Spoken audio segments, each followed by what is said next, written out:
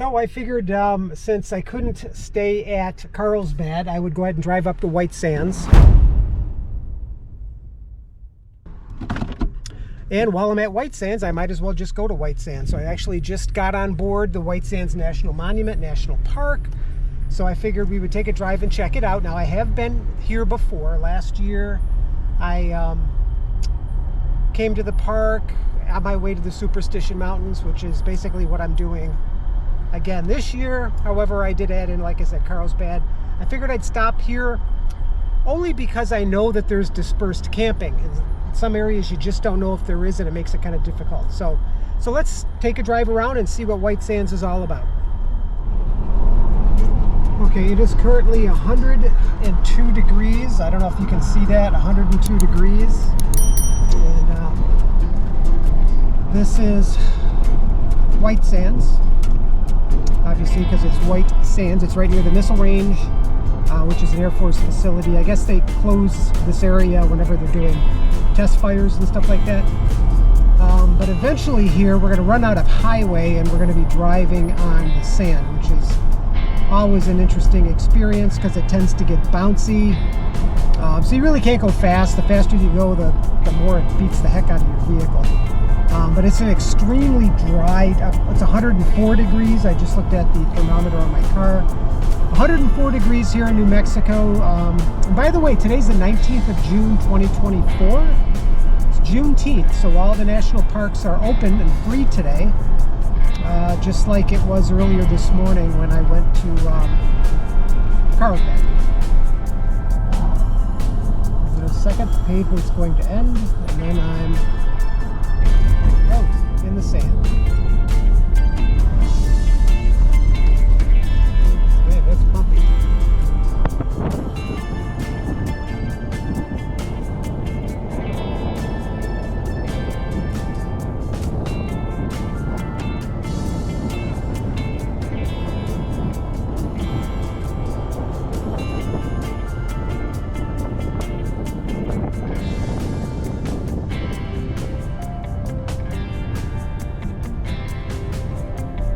It drives very much like a snow. I mean, I'm not, every once in a while I'm hitting the vibrating patches, but when it's just the pure blowing sand, it's like riding on snow. It's really weird. It's like a very soft thing. I don't know why this guy in front of me is slowing down, maybe to observe all this sand.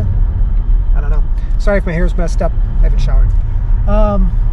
But man, this is a really pretty place. It's another one of these understated parks where it's part of the National Park Service, but as far as I know, not too many people come to places like this, you know, and I think that's a shame because I've been here, like I said, this is my second time here, and it's just as magical the second time around. It's just something very unique about all this white gypsum. And you know, I addressed this when I did my TEDx talk about a month or so ago about how, you know, the camping and the adventures that I had doing these different things really changed my perspective on me, you know. And White Sands was one of the places. As a matter of fact, I'll be camping there tonight, so it's really going to bring back a lot of good memories, and I look forward to that. Okay, well, I just pulled into an area, so let's check out this sand. Let's see what it really is and see, you know, what it's like. Let's check it out. Oh, super windy. Again, it's always windy. It's always windy. There's my door slamming on my leg. Let's try it again. Oh, freaking windy. That's like super windy. There we go. And it's closed. So here we are. So this here's right in front of the sand dune.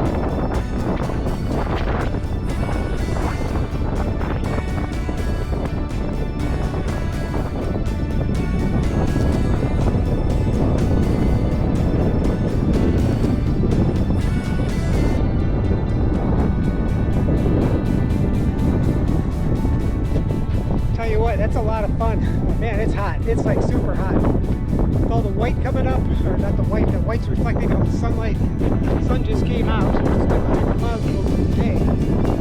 Holy moly. That's like so cool. I love it. And you guys would too. I think I got sand in my shoe. I better take care of it.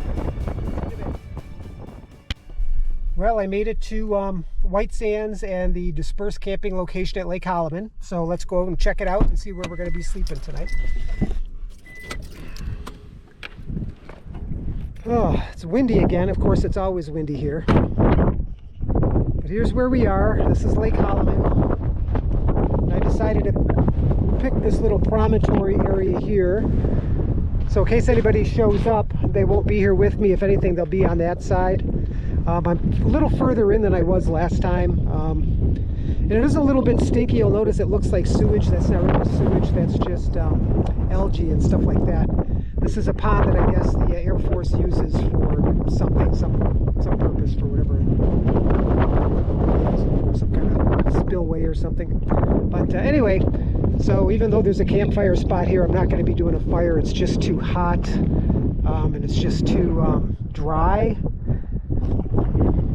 And although I have the lake right next to me and there's not a lot of woods and stuff like that, that's the last thing I want to do is start a fire. So for tonight's dinner, I'm going to go ahead and do an MRE, and I'll record a little bit of that as the night goes on. I'm going to have to wait to put the tent up because, again, it's just too windy right now.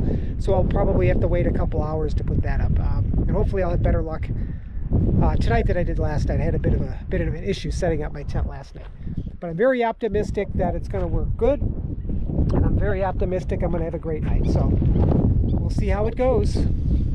Beautiful place, absolutely beautiful. So I'm currently in limbo. I'm at the White Sands Holloman Lake dispersed camping location, right? I mentioned it a couple minutes ago. However, there are severe thunderstorm warnings now in place until 9 o'clock tonight, and it's only 6 o'clock now. The first round, which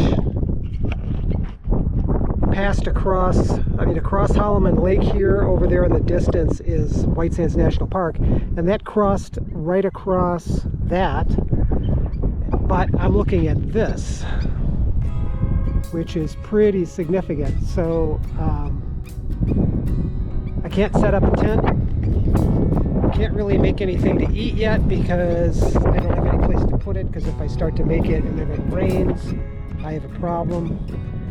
So basically I'm sitting in my little chair, which by the way is probably one of the coolest things that I bought off of Amazon.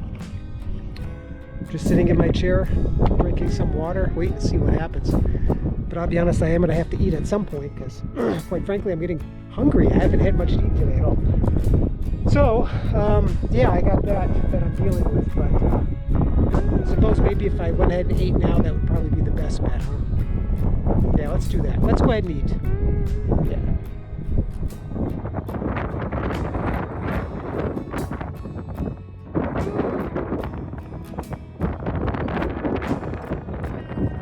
So I don't know what if I'm looking at there as a dust cloud. It certainly looks like a damn dust cloud coming in right at the beginning of the storm front. Which is interesting. I've never seen anything like this before. It's like something out of an Egyptian movie. Look at that. Makes me wonder what's going to happen next. Wow, look at that. Yeah, it's definitely what it is, because you can see that front there. Picking up too. And now it's about to hit me.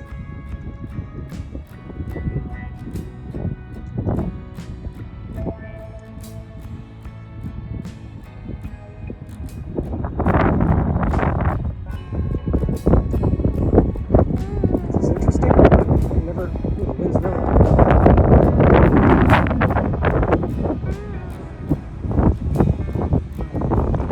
This is what it's like to be in a sandstorm.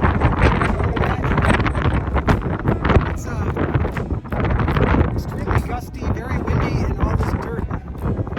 This is moving ahead of that storm system. All that rain that we are supposedly getting. Although at this point, all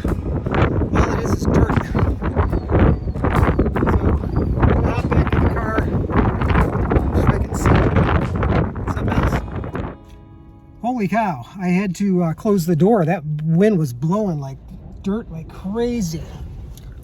Let me flip the camera around. So that's what's going on outside. That's like a freaking, holy moly.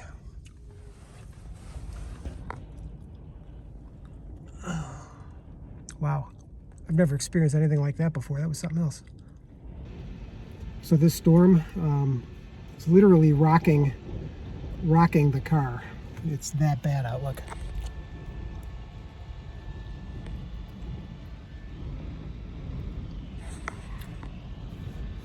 Let's see if I can get it to. Well, since I'm kind of stuck in the truck for now, it's only, well, it's almost 7 o'clock already. Stuck in the truck, I can't really go out and make food outside. I can't hook up the little cooking set. So things like hot water, just can't do it because of the storm outside. The good news is I do have an MRE. The bad news is, in order to heat up the main course, I need to stick it in one of those little,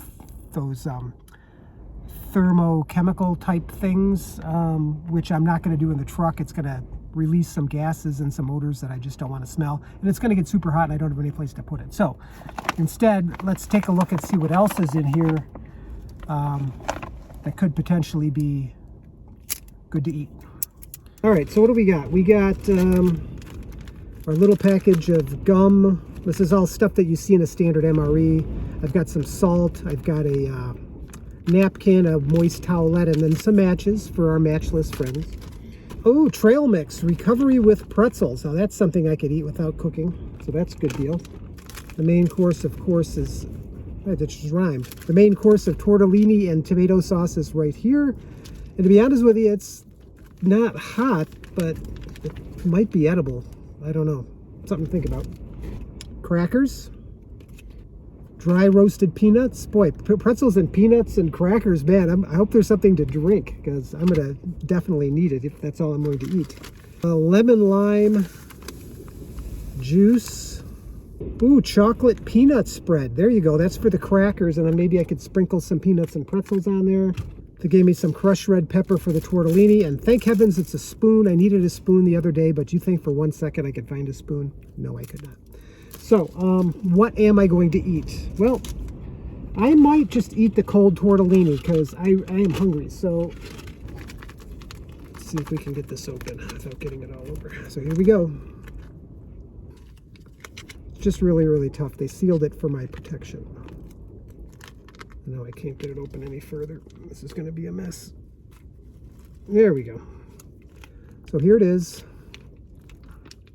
It's one big massive lump of stuff, but I'm going to eat it because I'm hungry.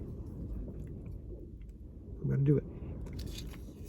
Yeah, this is like one big lump. Kind of looks like, you know what it looks like? Those raviolis, canned raviolis.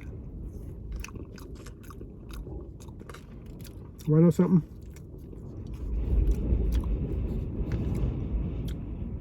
It's really not that bad. It needs a little salt though, but otherwise it's not that bad. So, I'll eat this.